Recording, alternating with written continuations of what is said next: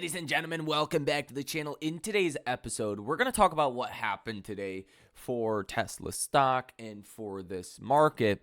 But I also want to share with you what Tom Lee says to expect for 2026. And that's what really matters at this point. It doesn't matter when the next Fed meeting is and what the near-term, jobs market looks like necessarily. Okay, now that can and will affect stocks. But for the bigger picture for 2026, what does that look like? What does it look like for Tesla? Okay, what does it look like for AI stocks and small caps and broadly in this market? You're going to hear all of that from Tom Lee, and I'm going to share with you my opinion. Again, what happened today, what's important, what's coming next for Tesla in 2026. Do me a quick favor, ladies and gentlemen, hit that like button as well as subscribe to the channel if you have not done so already. And let's begin. I want to start with this clip from Tom Lee first and foremost. Then we'll talk specifically Tesla, what happened today, what's, again, 2026 as well. So we're going to 7,700. That's the headline. So that's a pretty decent year in the year ahead. Not quite as robust as we had this year. Why that target? Well, we're 3 years at 20% gains because the S&P probably closes 7,000 or so this year. And so I think there's a deceleration of what the market can do next year. But that 10%, I think, belies what will be a very turbulent year, similar to this year, where this year we had tariffs and sort of a Fed that became hawkish again. Next year is a year where we have a Supreme Court potentially overturning tariffs, and then a new Fed, which will be tested. So I think we could have what looks like a bear market in 2026, but we exit strong.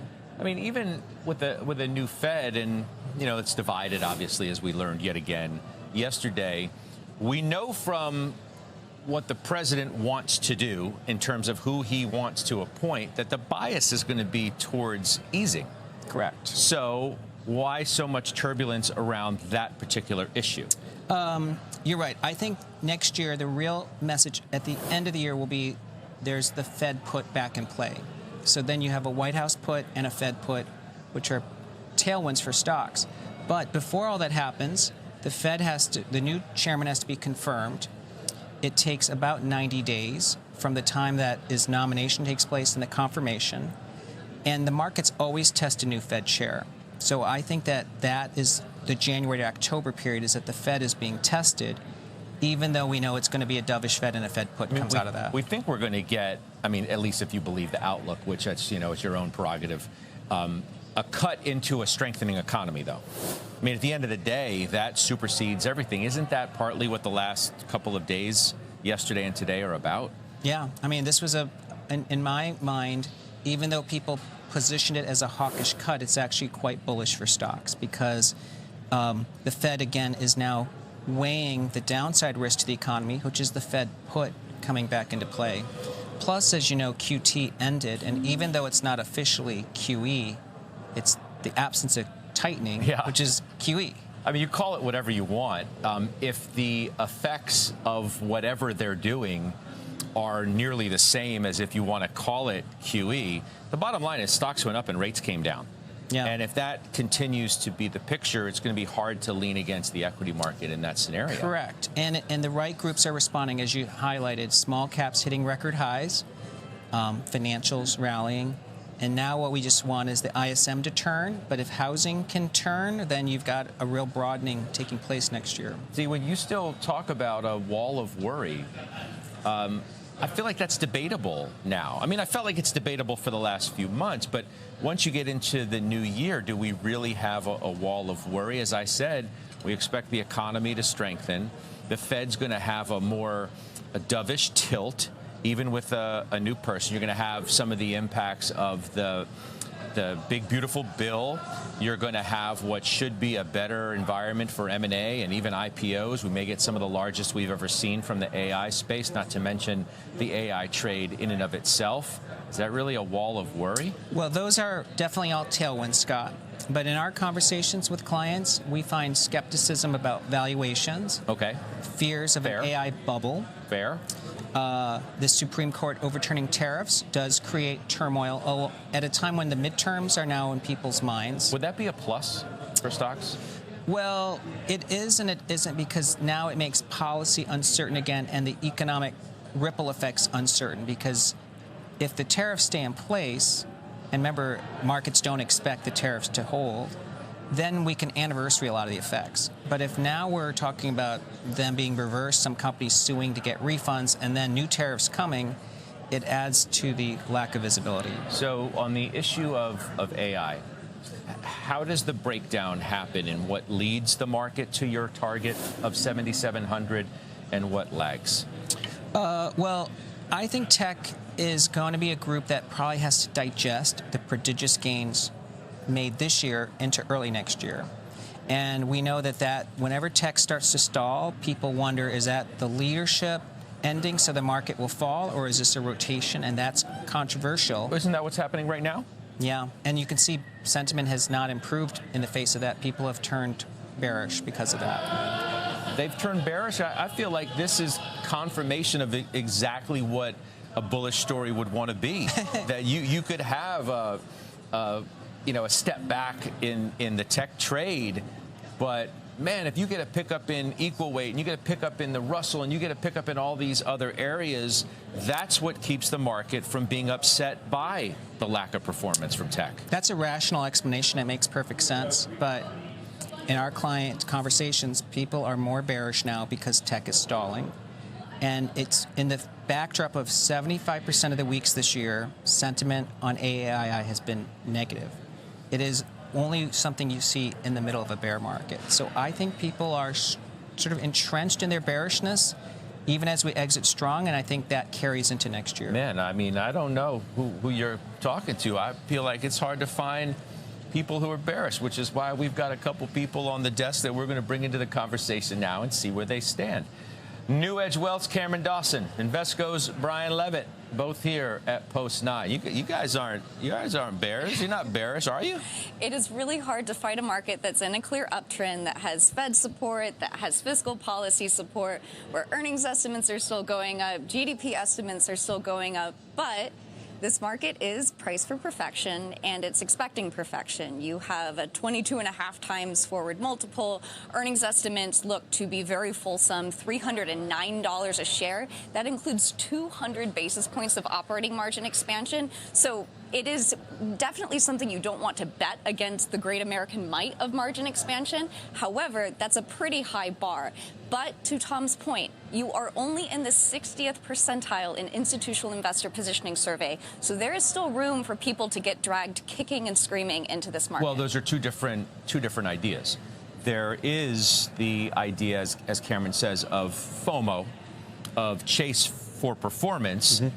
Then there's the realization of whether earnings are going to live up to the hype to justify the valuation that Cameron suggests that we are at and we may expand to.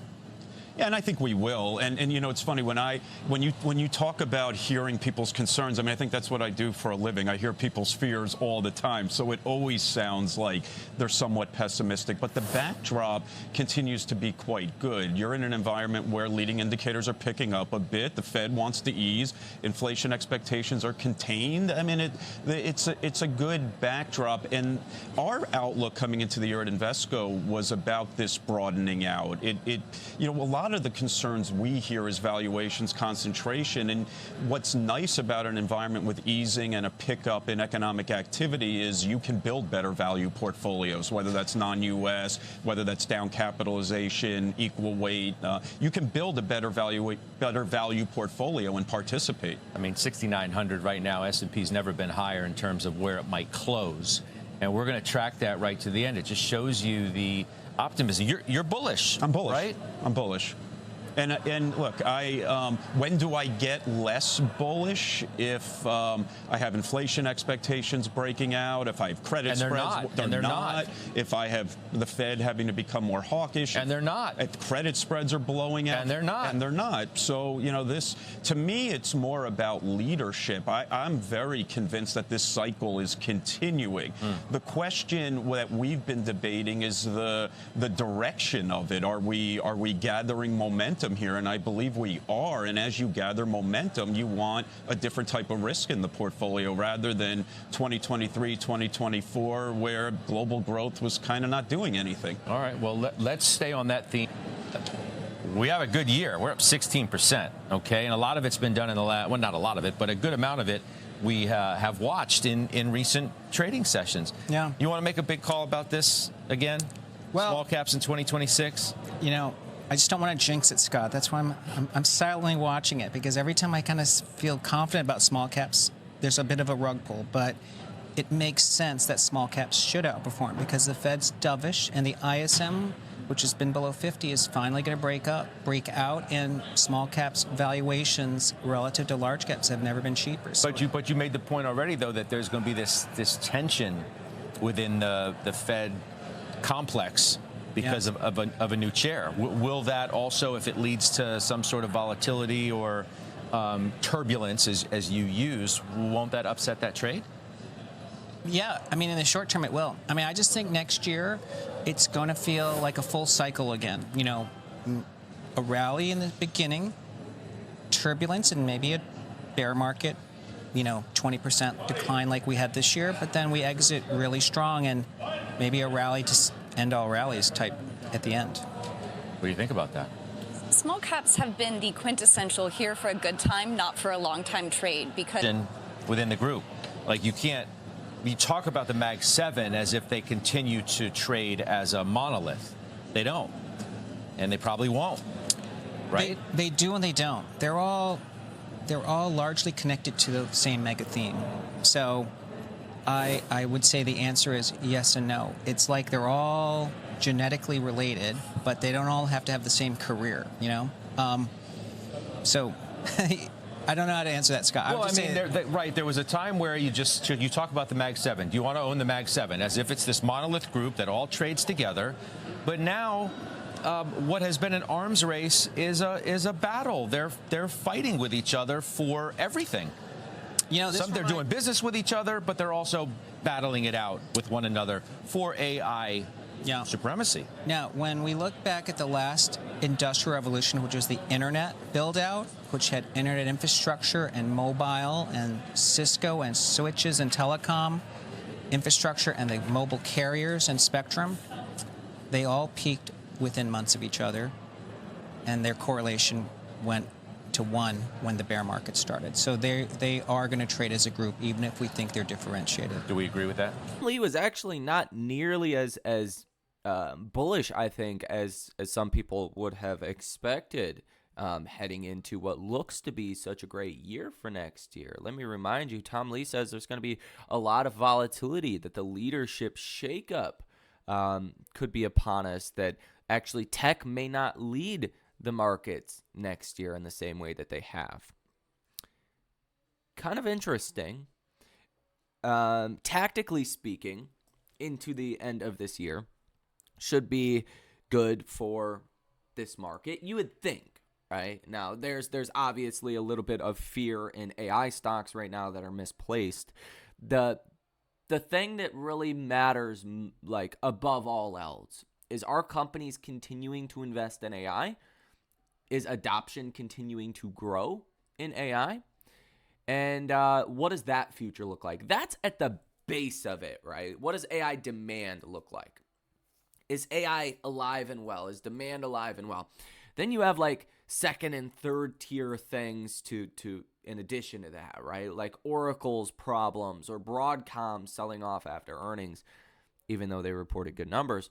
Like, does that take away from the root of AI adoption is continuing to grow? Investment is continuing? No. It's a little bit of a short-term speed bump. Does it signal we're in a bubble? No. Does it signal there's a problem? No. I've explained this many times on this channel, but the fact of the matter is companies cannot stop investing in AI. Google said well over a year ago that they would rather overinvest in AI than underinvest. You think these companies aren't talking about this in boardroom meetings? They're like, hey guys, could we slow down CapEx, boost profitability a little bit, and just slow down a little bit on AI? You don't think they're having those conversations? You don't think, people are like, nope, we can't. Because what does long-term look like if we slow down and other companies don't? Okay? The company that does not slow down will be the biggest winner, inevitably, assuming they have good management, right? I'm talking Mag 7 here, but it goes to a granular level as well when you're going down the spectrum of stocks, right? The company that invests the most, that attracts the most talent, that, is visionary, those are going to be the companies that are leaders. You think a Meta, Microsoft, Oracle, Google, Amazon, Tesla can slow down AI adoption and investment? No, they can't. That's at the core of it. Now, there's going to be different waves. There's going to be different times when different things are popular and Wall Street cares about different things at certain times. But that's the general gist. Now, you could look at the economic backdrop as well. Okay, that's the AI story's not going away. You're not in a bubble. You will be eventually. But by the time you're actually in a bubble, nobody's going to think it's a bubble, right? That's just how bubbles work. If people are talking about you're in a bubble, and that's the general kind of thing that's dominating markets, you're not in a bubble yet, okay? But then you look at the economic backdrop for 2026, no tax on tips, no tax on overtime, being able to write off auto loan in interest, and that's going to boost 60 to 100 million Americans, prop them up next year. Assuming inflation peaks in Q1, or maybe has already peaked and continues to come down, the government cutting red tape specifically around AI, but other business projects, real estate hopefully begins to pick up next year after a multi-year recession in real estate. And, new Fed chair, couple of Fed cuts next year, even Fed Goolsbee today. He was one of the guys that dissented at the last Fed meeting. Goolsbee says his projection for interest rates next year for the federal funds rate is lower than where the median forecast is. Goolsbee basically says he's open for 2 cuts next year or more, depending on how the data looks. Okay, so you get a new Fed chair in May. You put all of this together, and it looks like it's going to be a great year next year. Now, at some point, Wall Street's going to start pricing that into the end of this year, into early 2026, most likely. Bitcoin, obviously, a bit of a problem child at this point. Back above 90,000. 90,000 has been a big, battleground area. You want to get above 100,000. That's where things get more explosive. And Bitcoin is going to follow the risk on trade. The risk on trade is going to follow Bitcoin, whichever one breaks first. It's going to send the other one with it. But basically, bottom line, today it was all about Oracle and Broadcom earnings that took down semiconductors, that took down the AI areas of this market. If you look at the heat map here, it's bloodbath in AI. Oracle, Palantir, Synopsys, Microsoft, NVIDIA, Broadcom, AMD, Micron, Intel. These stocks down 3 to 11%. Apple's down a little bit. Amazon down 2%. Google down 1.5%. Meta down 2%. Tesla down 1%. But then you have credit card companies. MasterCard up 1.5%. Banks generally up around 0.5%, 1% across the board. Healthcare, drug manufacturers doing quite well today. Industrials doing really well today. Consumer defensives doing really well. Restaurants doing really well. Okay, apparel doing really well following Lulu earnings. Basic materials doing really well. Software, mixed bag. Again, computer hardware down big. Electronic components down big. Semiconductors down big. Technology down big. Okay, asset management down quite a bit today as well. Even something like Robinhood down again around 3%. Okay, even then we had good news for NVIDIA, right? NVIDIA reported today that they are looking at boosting output of the H200 chip because demand is so strong in China. Yeah, Wall Street just goes through these moments of temper tantrums. They just have these moments. But if you can see through it and look at the situation for what it really is, you're blessed with buying opportunities. And I think that is where we are at right now. I think this is a buying opportunity into the end of this year. We want the economic data next week. We want to know what CPI is doing. We want to know, how the economy is doing and all of that. But this too shall pass when you're talking about, Oracle earnings and Broadcom that's driving down other areas that are excelling beyond everyone's expectations, right?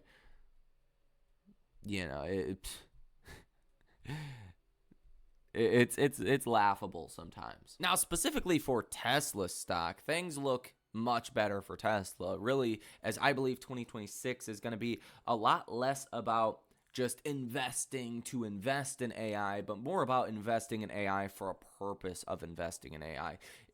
What I really mean by that is, there's going to be the area for the infrastructure. There's going to be the area for that. But what's really going to be exciting to Wall Street next year and into the end of this year, early next year, is the application of AI. Which companies are actually bringing something to market with AI? Which companies are accelerating adoption of AI? Which ones are leading the charge there?